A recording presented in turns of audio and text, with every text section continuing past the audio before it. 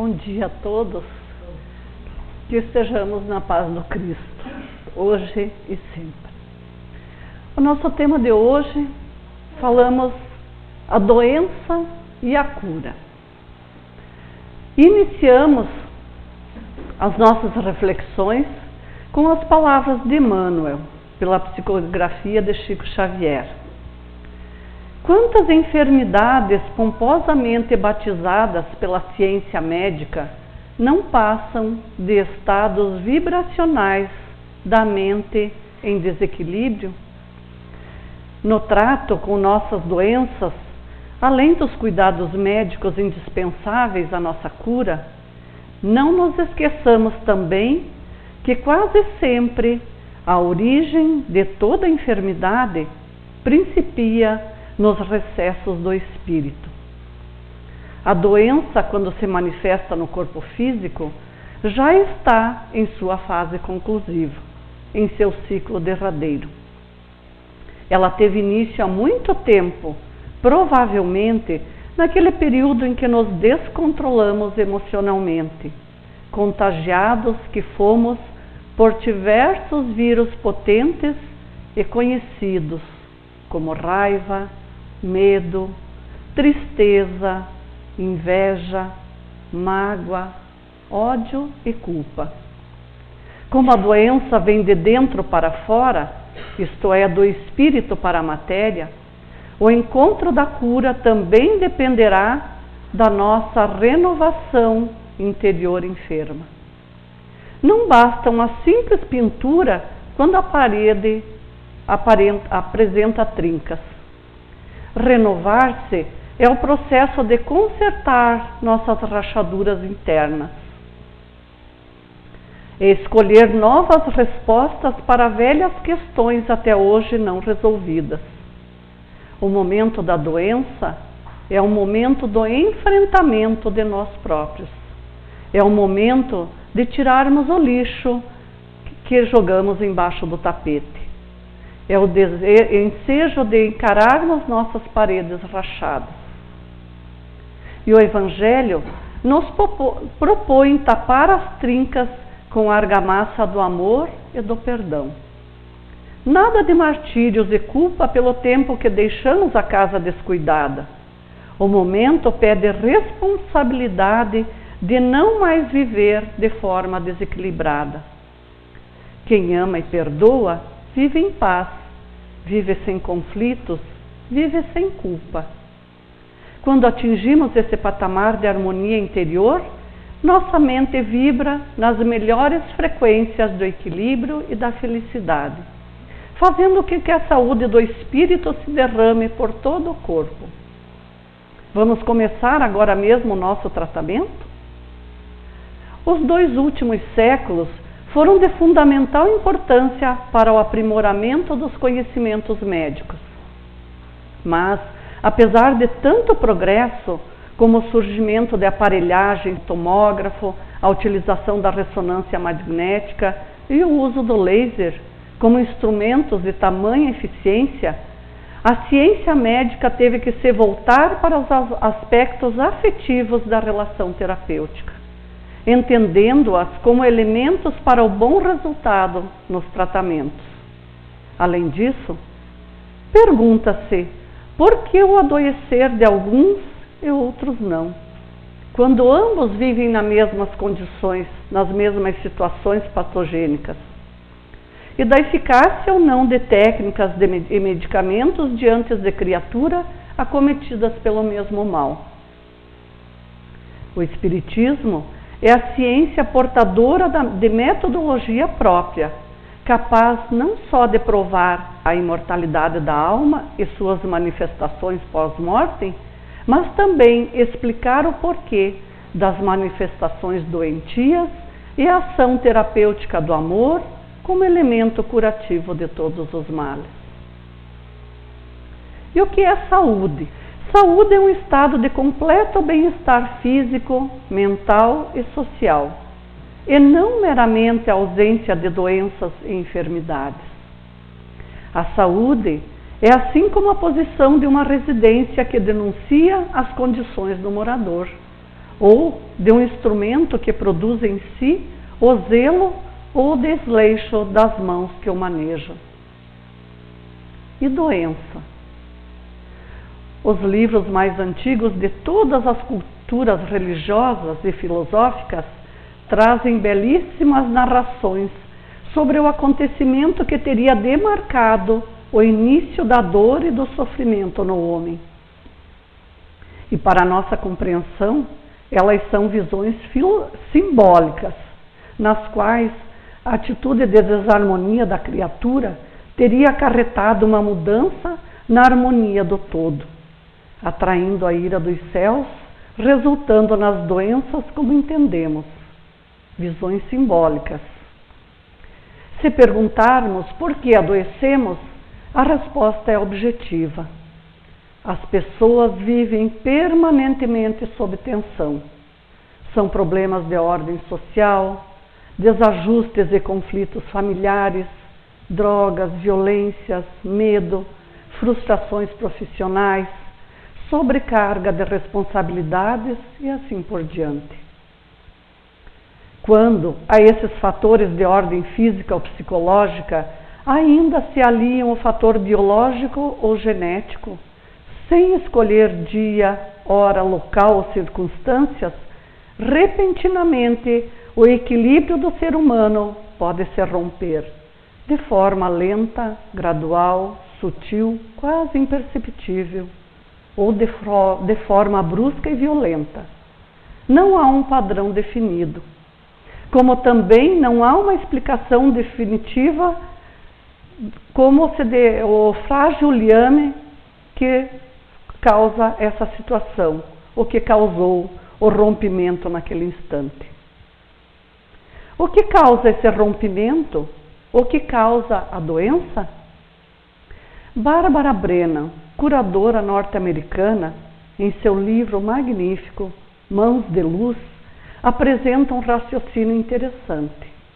Diz ela: toda doença é uma mensagem direta dirigida a você, dizer que tem amado quem você é e nem ser tratado com carinho, a fim de ser quem você é. E Humberto Roden, filósofo e educador, diz que o centro de todo homem é o seu eu espiritual, a sua alma, o seu Deus interno. Mas esse Deus interno no homem se acha, de início, em estado embrionário, meramente potencial. E para desenvolver esse embrião divino, deve o homem atualizar o que é apenas potencial. E isso requer esforço, luta e sofrimento. Uma semente não pode brotar em planta se não se romper o invólucro duro da semente, e isto lembra um sofrimento. Para alguns, a doença e o sofrimento têm sido considerados vingança ou castigo divino. A dor, porém, não é uma punição. Antes, revela-se um excelente mecanismo da vida a serviço da própria vida. E a medicina chinesa afirma: a doença não é considerada um agente intruso, mas o resultado de um conjunto de causas que culminam em desarmonia e desequilíbrio. Entretanto, a natureza de todas as coisas, incluindo o organismo humano, é tal que existe uma tendência natural para retornar a um estado dinâmico de equilíbrio. As flutuações entre o equilíbrio e o desequilíbrio são vistas como um processo natural que ocorre ao longo de todo o ciclo vital. Assim, os textos tradicionais não traçam uma linha divisória nítida entre doença e saúde. Tanto a saúde quanto a doença são consideradas naturais e parte de uma sequência contínua. E Chico Xavier nos diz: ninguém poderá dizer que toda enfermidade, a rigor, esteja vinculada aos processos de elaboração mental, mas todos podemos garantir que os processos de elaboração da vida mental guardam positiva influenciação sobre todas as doenças. E esse texto foi visto na porta de um consultório médico. Um médico homeopata, em sua porta de consultório, colocou os seguintes dizeres: a enfermidade é um conflito entre a personalidade e a alma. O resfriado escorre quando o corpo não chora. A dor de garganta entope quando não é possível comunicar as aflições. O estômago arde quando as raivas não conseguem sair. O diabetes invade quando a solidão dói. O corpo engorda quando a insatisfação aperta. A dor de cabeça deprime quando as dúvidas aumentam. O coração desiste quando o sentido da vida parece terminar. A alergia aparece quando o perfeccionismo fica intolerável. As unhas quebram quando as defesas ficam ameaçadas. O peito aperta quando o orgulho escraviza. A pressão sobe quando o medo aprisiona. As neuroses paralisam quando a criança interna tiraniza. A febre esquenta quando as defesas detonam as fronteiras da imunidade. Os joelhos doem quando o orgulho não se dobra. O câncer mata quando não se perdoa ou cansa de viver. E as dores caladas? Como falam em nosso corpo? A enfermidade não é má. Ela avisa quando erramos a direção. O caminho para a felicidade não é reto. Existem curvas chamadas equívocos. Existem semáforos chamados amigos. Luzes de precaução chamadas família. Ajudará muito ter no caminho uma peça de reposição chamada decisão. Um potente motor chamado amor.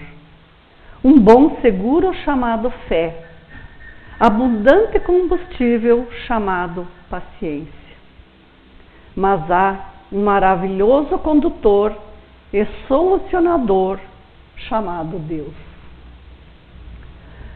Assim podemos classificar as doenças como físicas ou espirituais. As doenças físicas são distúrbios provocados por algum acidente, excesso de esforço ou exagero alimentar, entre outros, que fazem um ou mais órgãos não funcionarem como deveriam, criando uma indisposição orgânica. As doenças espirituais são aquelas provenientes de nossas vibrações.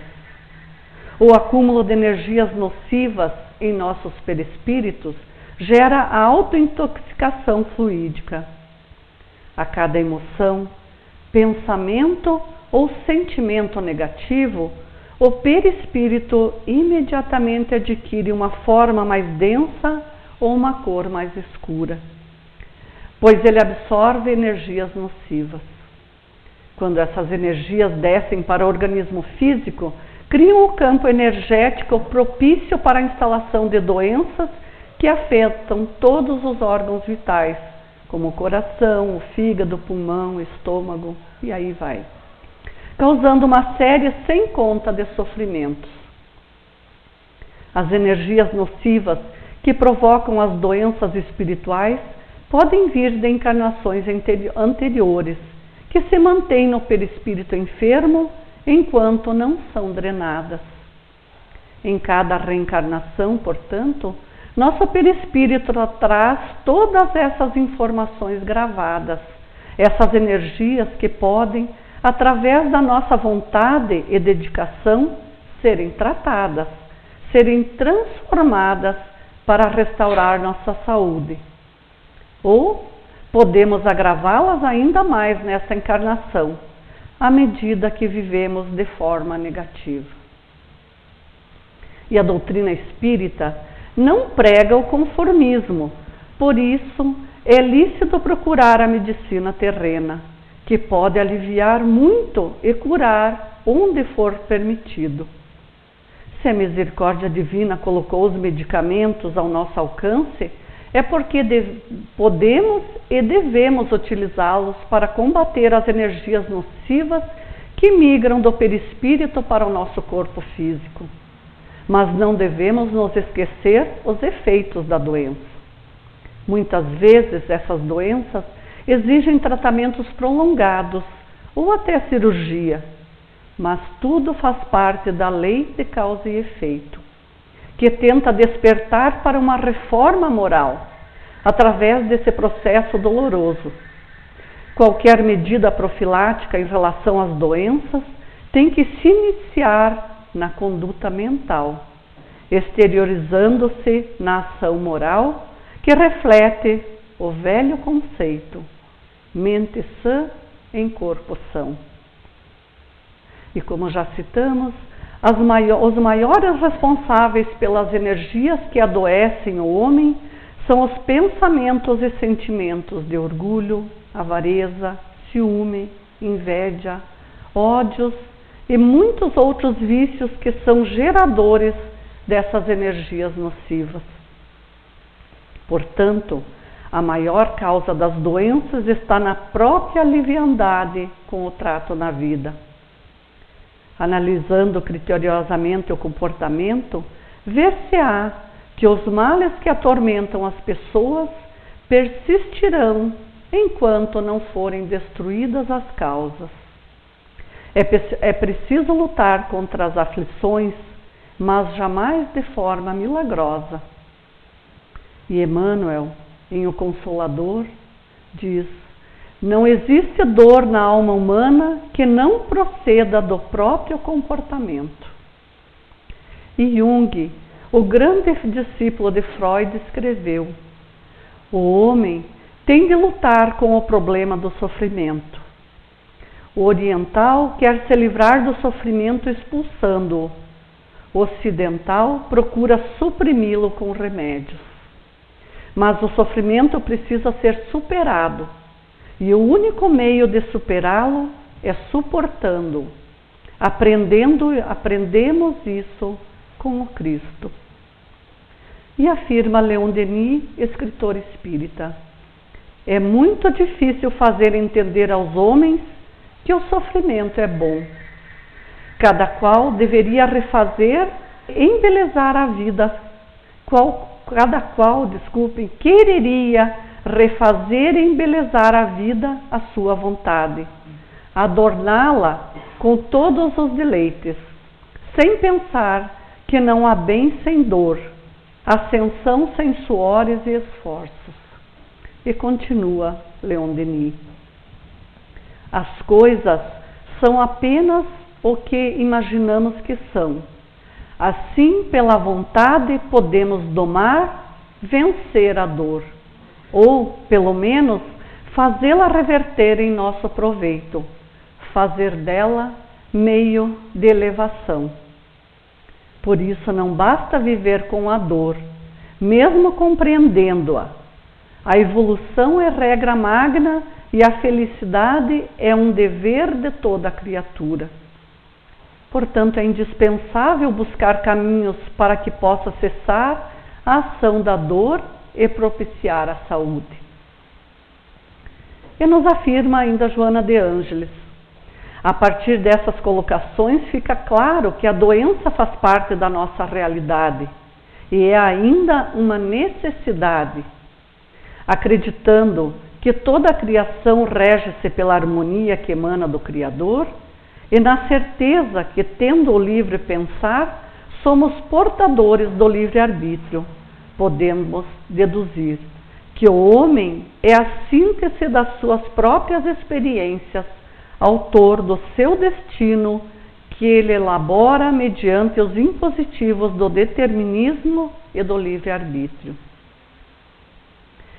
E aqui uma historinha que nos elucida também. Um médico nos conta: uma mulher que trabalhava num banco havia muitos anos. caiu em desespero. Estava depressiva, com esgotamento nervoso. Seu médico, buscando um diagnóstico, lhe perguntou: como se chama a jovem que trabalha ao seu lado no banco? Cíntia, respondeu ela sem entender. Cíntia de quê? Eu não sei, respondeu ela. Sabe onde ela mora? Não.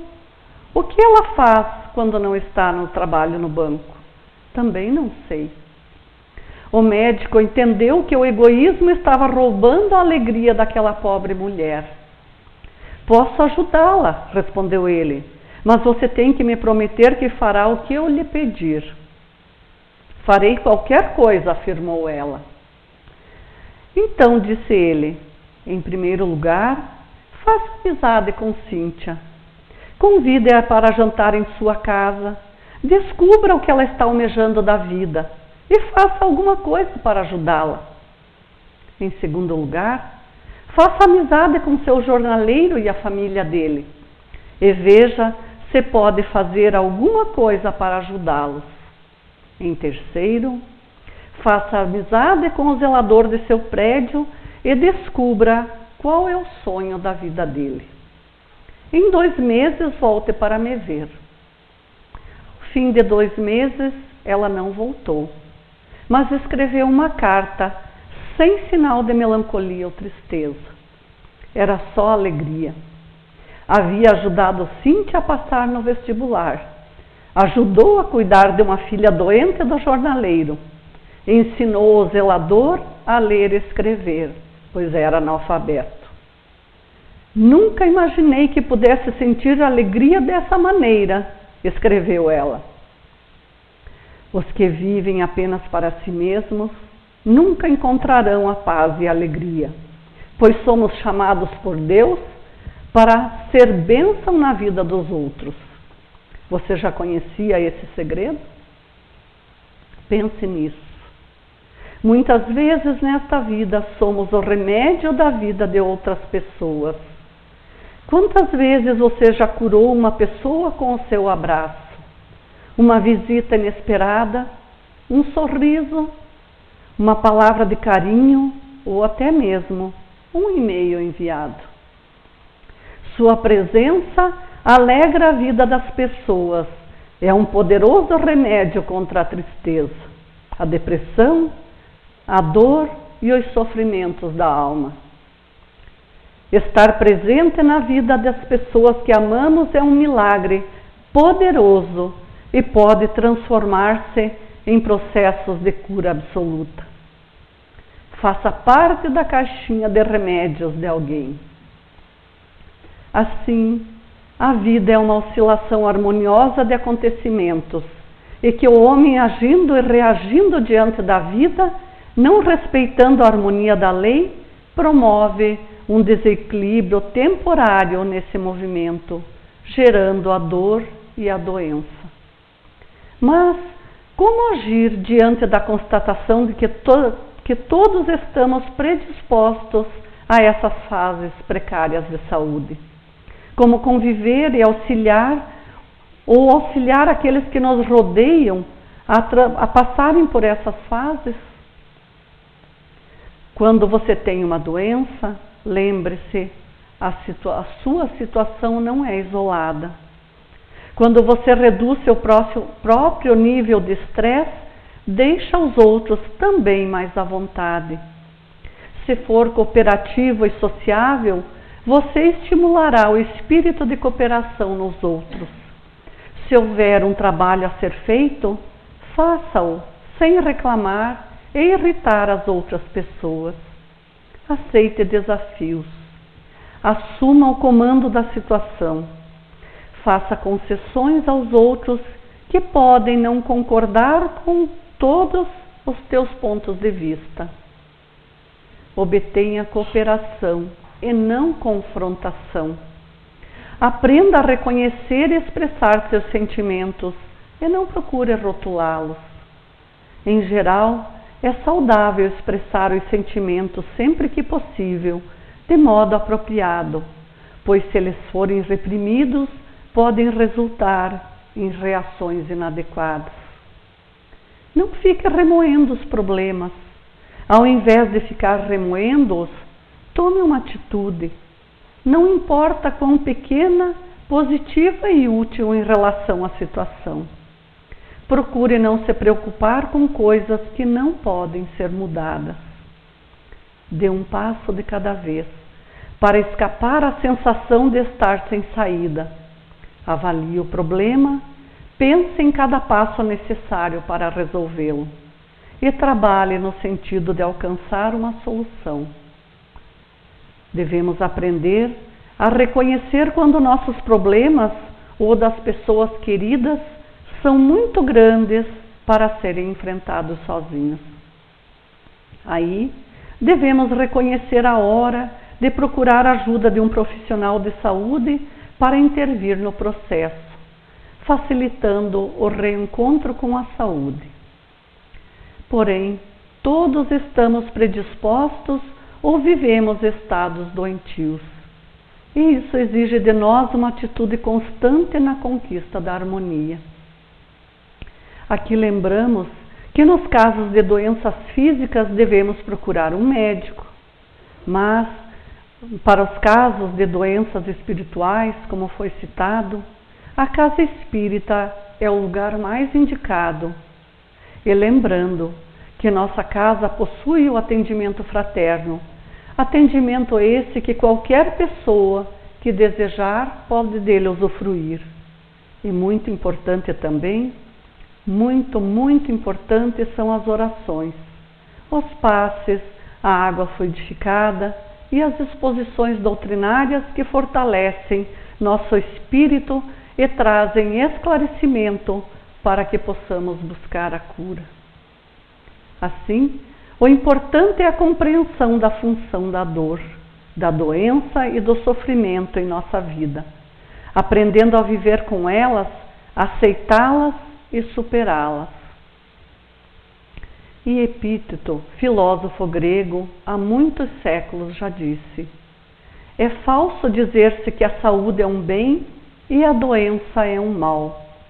Usar bem a saúde é um bem, usar mal é um mal. De tudo se tira um bem, até da própria morte. E para encerrarmos, vamos pedir ao nosso DJ que coloque um momento, uma reflexão para todos nós. Muito obrigado pela atenção. Bom dia.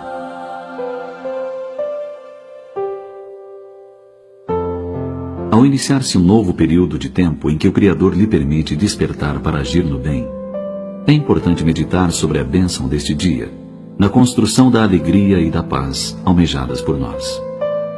Não se importe se o dia amanheceu nublado ou chuvoso, ensolarado ou borrascoso. Não se preocupe se o clima está frio ou se o calor promete castigar. Erga-se e ore, agradecendo a Deus o fato de ter você aberto os olhos no corpo físico para um novo dia. Ele é ensejo de realizações positivas, de progresso para você. Não se impaciente por dar-se conta de que no dia de hoje você guarda bem pouco ou nenhum dinheiro para suas necessidades comuns. Pense que está com saúde e que o trabalho, por mais simples, é a feliz oportunidade que a pessoa recebe de Deus para modificar a vida. Seja carpindo o solo ou recolhendo o lixo, preservando a higiene. Seja lavando uma roupa ou conduzindo fardos, qualquer que seja o serviço, agradeça ao Senhor seguindo adiante. Procure não se infelicitar se acordou febril, debilitado, doente. Você mantém a lucidez, pode pensar, pode agir. Busque o socorro de alguém se não puder cuidar-se só. Não despreze a prece com que você pedirá o auxílio divino diante do seu desequilíbrio orgânico. O auxílio virá. Espere, agindo. Seja como for, você tem hoje nas mãos os mais valiosos recursos para ser feliz, dentro do quadro das suas provações e merecimentos. Não se entregue à revolta, ao rancor, à mágoa, ao desalento. Seu dia deve ser um dia lindo. Seu tempo deve ser abençoado. Enquanto é hoje, Seja amigo de alguém leal e prestativo. Enquanto é hoje, liberte-se dos vícios que o aprisionam, fiel ao bem, decidido.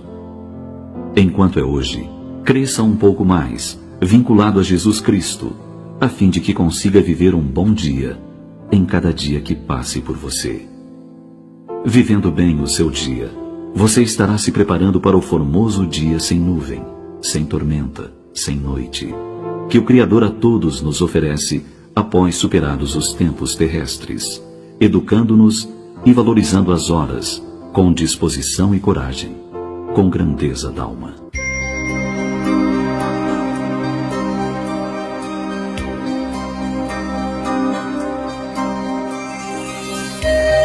Enquanto puder escutar ou perceber a palavra hoje, com a audição ou com a reflexão no campo fisiológico, valha-se do tempo para registrar as sugestões divinas e concretizá-las em sua marcha.